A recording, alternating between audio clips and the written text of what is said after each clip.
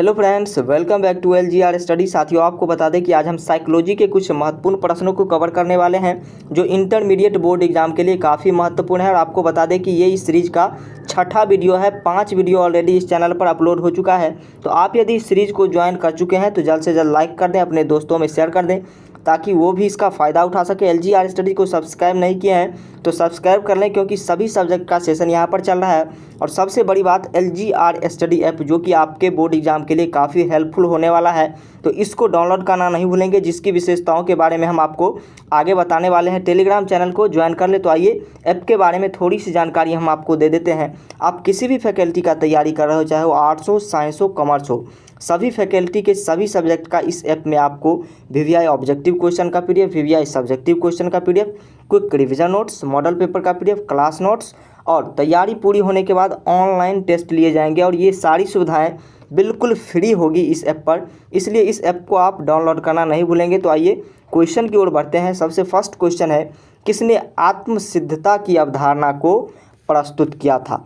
आत्मसिद्धता की अवधारणा को अमेरिकन मनोवैज्ञानिक रोजर्स द्वारा प्रस्तुत किया गया था। और इस सिद्धांत के अंतर्गत व्यक्ति अधिक से अधिक सक्रिय रहते हैं। क्या रहते हैं? इस सिद्धांत के अंतर्गत व्यक्ति अधिक से अधिक सक्रिय रहते हैं। तो ए इज परफेक्ट आंसर। दूसरे नंबर क्वेश्चन की यदि बात करें, सामूहिक अचेतन के विषय को कहा जाता है। सामूहिक अचेतन के विषय को मनोग्रंथि कहा जाता है। तो ए परफेक्ट आंसर होगा इसका। और आपको ये भी बता दें कि जिस भी क्वेश्चन का आंसर आपको पता हो तो हमारे साथ कमेंट सेक्शन में आप उसका आंसर करते चलेंगे, जिससे हमें ये पता चल सकेगा कि आपकी तैयारी कैसी है या फिर कैसी आपकी तैयारी होनी चाहिए। तो चलिए फिलहाल तीसरे नंबर क्वेश्चन की बात करते हैं। निम्नलिखित में से कौन सा मनोवैज्ञानिक विकारों के वर्गीकरण की नवीनतम पद्धति है? कौन सा ऐसा संस्था है जो मनोवैज्ञानिक विकारों के वर्गीकरण का नवीनतम पद्धति है? तो वो है WHO। तो डी इसका क्या परफेक्ट आंसर होगा? WHO, world health organization. तो डी इज परफेक्ट आंसर। चलिए चौथे नंबर क्वेश्चन की बात करते हैं। रोसार्क परीक्षण है। रोसार्क परीक्षण को स्याही का धब्बा परीक्षण भी कहा जाता है और ये अभिक्षमता का परीक्षण है। तो बी इज करेक्ट आंसर। चलिए पाँचवें नंबर क्वेश्चन की बात करते हैं। एनोरेक्सिया नर्वोसा की विशिष्टता होती है। क्या इसकी विशिष्टता होती है? स्नायुविक दुर्बलता। और स्नायुविक दुर्बलता जो होती है वो शारीरिक और मानसिक मांसपेशियों में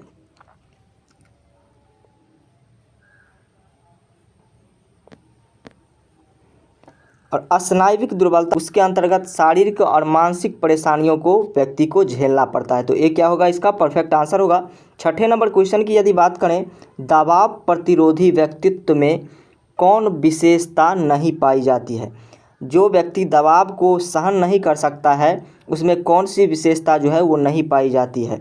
तो वो है नियंत्रण। उनके पास नियंत्रण नहीं रहता है, जल्द से जल्द वो नियंत्रण को खो देते हैं। तो डी इज परफेक्ट आंसर। चलिए सातवें नंबर क्वेश्चन की बात करते हैं। जिन व्यक्तियों की बुद्धि लब्धि 90 से 100 के बीच होती है उन्हें कहते हैं। 90 से 100 के बीच यदि किसी का IQ है, बुद्धि लब्धि है, तो उन्हें हम क्या कहेंगे? सामान्य बुद्धि लब्धि कहेंगे। तो क्या इसका परफेक्ट आंसर होगा?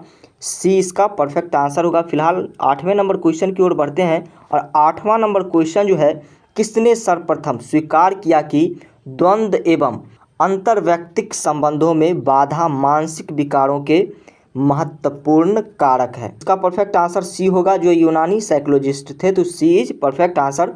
चलिए नौवें नंबर क्वेश्चन की बात करते हैं। निम्नलिखित में से कौन काय रूप विकार है?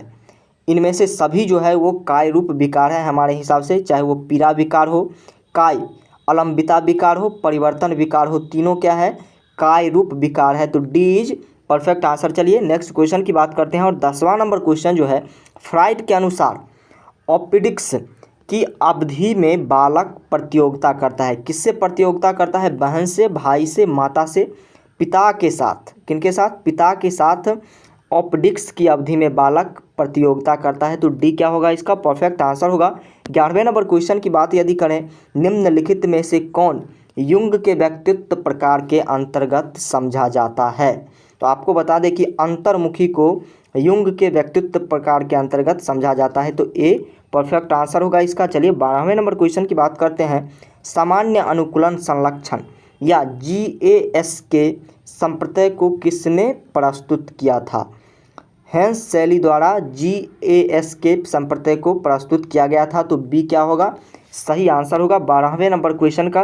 13वें नंबर क्वेश्चन की यदि बात करें, निम्नलिखित में कौन बुलिमिया विकार है? ये आपको बताना है। तो नैतिक विकार को हम बुलिमिया विकार के अंतर्गत मानते हैं। तो बी इसका परफेक्ट आंसर होगा 13वें नंबर क्वेश्चन का। और अगला क्वेश्चन जो है, मनोगत्यात्मक चिकित्सा का प्रतिपादन किसने किया? सिगमंड फ्राइड द्वारा मनोगत्यात्मक चिकित्सा का प्रतिपादन किया गया था। तो सी इसका परफेक्ट आंसर होगा, सिगमंड फ्राइड, यानी कि सी इज परफेक्ट आंसर। चलिए 15वें नंबर क्वेश्चन की बात करते हैं। मनोवृत्ति परिवर्तन प्रक्रिया में संतुलन या POX का संप्रत्यय किसने प्रस्तावित किया? POX का संप्रत्यय जो प्रस्तावित किया गया था वो किया गया था MS मोहसिन के द्वारा। तो क्या इसका परफेक्ट आंसर होगा? फ्रिट्ज हाइडर के द्वारा। तो सी क्या होगा? इसका परफेक्ट आंसर होगा। चलिए 16वें नंबर क्वेश्चन की बात करते हैं। 16वां नंबर क्वेश्चन है, परिवार एक उदाहरण है। परिवार एक किस चीज़ का उदाहरण है? प्राथमिक समूह का, द्वितीयक समूह का, आकस्मिक समूह का, या फिर इनमें से कोई नहीं? तो आपको बता दें कि परिवार जो है वो प्राथमिक समूह का एक उदाहरण है। तो ये क्या होगा? परफेक्ट आंसर होगा इसका। और जिस भी क्वेश्चन का आंसर आपको पता हो तो हमारे साथ कमेंट सेक्शन में आप उस क्वेश्चन का आंसर करते चलेंगे, ताकि हम जान सके कि आपकी तैयारी कैसी है। अगले क्वेश्चन की बात करते हैं। 17वां नंबर क्वेश्चन है, किसने कहा अमूर्त चिंतन की योग्यता ही बुद्धि है? किस मनोवैज्ञानिक के द्वारा कहा गया था? ये आपको बताना है। तो रेबर्ट, जो अमेरिकन मनोवैज्ञानिक थे, इनके द्वारा कहा गया था। तो सी परफेक्ट आंसर होगा इसका। 18वें नंबर क्वेश्चन की यदि बात करें, परामर्श का उद्देश्य होता है। परामर्श का उद्देश्य क्या होता है? विकासात्मक, निरोधात्मक, उपचारात्मक, ये तीनों होता है। क्या होता है? ये तीनों परामर्श का उद्देश्य होता है। तो डी इज परफेक्ट आंसर। चलिए 19वें नंबर क्वेश्चन की बात करते हैं। जिन व्यक्तियों की बुद्धि लब्धि 80 से 89 के बीच होती है उन्हें कहते हैं। 80 से 89 के बीच जिन व्यक्तियों की बुद्धि लब्धि होती है उन्हें क्या कहेंगे? उन्हें प्रतिभाशाली व्यक्ति के रूप में हम देखेंगे, प्रतिभाशाली व्यक्ति कहेंगे। और आप ये भी जान लीजिए कि बुद्धि लब्धि का मतलब क्या होता है। आकलन किया जाता है कि किस व्यक्ति के पास किस प्रकार का बुद्धि है, ये आकलन किया जाता है बुद्धि लब्धि को नाप करके। तो परफेक्ट आंसर इसका क्या होगा? ए इसका परफेक्ट आंसर होगा, प्रतिभाशाली।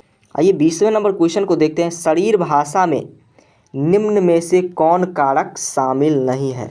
आपको बता दें कि शरीर भाषा में हाव भाव, हाथ की गति, भंगिमा, ये तीनों शामिल है। इसलिए डी इसका परफेक्ट आंसर होगा, उपयुक्त सभी। चलिए 21वें नंबर क्वेश्चन की बात करते हैं। निम्नलिखित में कौन शेल्डन के व्यक्तित्व प्रकार के अंतर्गत समझा जाता है? शेल्डन के व्यक्तित्व प्रकार के अंतर्गत जो समझा जाता है, उभयमुखी को समझा जाता है। तो डी इसका परफेक्ट आंसर होगा। चलिए अगले क्वेश्चन की ओर बढ़ते हैं। व्यक्तित्व के नैतिक पक्ष का प्रतिनिधित्व करता है। व्यक्तित्व के नैतिक पक्ष का प्रतिनिधित्व इदम करता है। तो ए इसका सही आंसर होगा। चलिए 23वें नंबर क्वेश्चन की बात करते हैं। और ये क्वेश्चन है, बुद्धि संरचना मॉडल किसने विकसित किया?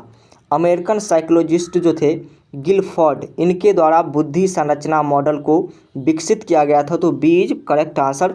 चलिए 24वें नंबर क्वेश्चन की बात करते हैं। और ये क्वेश्चन है, एडलर के मनोविज्ञान को कहा जाता है, यानी कि एडलर के मनोविज्ञान को क्या कहा जाता है? मानवतावादी विज्ञान कहा जाता है। ये आपको याद रखना है। तो सी इसका सही आंसर होगा। लास्ट क्वेश्चन की बात करते हैं। सेवार्थी केंद्रित चिकित्सा को किसने प्रतिपादित किया था? सेवार्थी केंद्रित चिकित्सा को रोजर्स द्वारा प्रतिपादित किया गया था। तो बी इसका परफेक्ट आंसर होगा। तो ये लास्ट क्वेश्चन था। वीडियो यदि अच्छा लगा तो वीडियो को लाइक कर दीजिए। और आपको बता दें कि एक बार पुनः हम LGR स्टडी ऐप के बारे में आपको बता देते हैं, क्योंकि ये ऐप आपके एग्ज़ाम के लिए काफ़ी हेल्पफुल होने वाला है। तो आप किसी भी फैकल्टी का तैयारी कर रहे हो, चाहे वो आर्ट्स हो, साइंस हो, कॉमर्स हो, सभी फैकल्टी के सभी सब्जेक्ट का ऐप में आपको VVI ऑब्जेक्टिव क्वेश्चन का PDF, VVI सब्जेक्टिव क्वेश्चन का PDF, quick revision notes, model paper का PDF, क्लास नोट्स, और तैयारी पूरी होने के बाद ऑनलाइन टेस्ट लिए जाएंगे। और ये सारी सुविधाएं जो है आपको बिल्कुल फ्री में इस ऐप पर मिल रही है। इसलिए इस ऐप को आप डाउनलोड करना नहीं भूलेंगे। ये आपके बोर्ड एग्जाम के लिए काफ़ी महत्वपूर्ण है। तो वीडियो यदि अच्छा लगा तो लाइक कर दीजिए, अपने दोस्तों में शेयर कर दीजिए और सब्सक्राइब कर लीजिए LGR स्टडी को, क्योंकि सभी सब्जेक्ट का सेशन यहाँ पर चल रहा है। ऐप को आप डाउनलोड करना नहीं भूलेंगे। फेसबुक पेज को लाइक कर सकते हैं, टेलीग्राम को ज्वाइन कर ले जहाँ से आपको सभी क्लास का PDF मिलता रहेगा। इंस्टा पर भी आप हमें फॉलो कर सकते हैं। हमारा वेबसाइट है www.lgrstudy.com, इसको विजिट करके आप और भी हेल्प प्राप्त कर सकते हैं स्टडी से संबंधित। तो आज के लिए इतना ही। Thank you.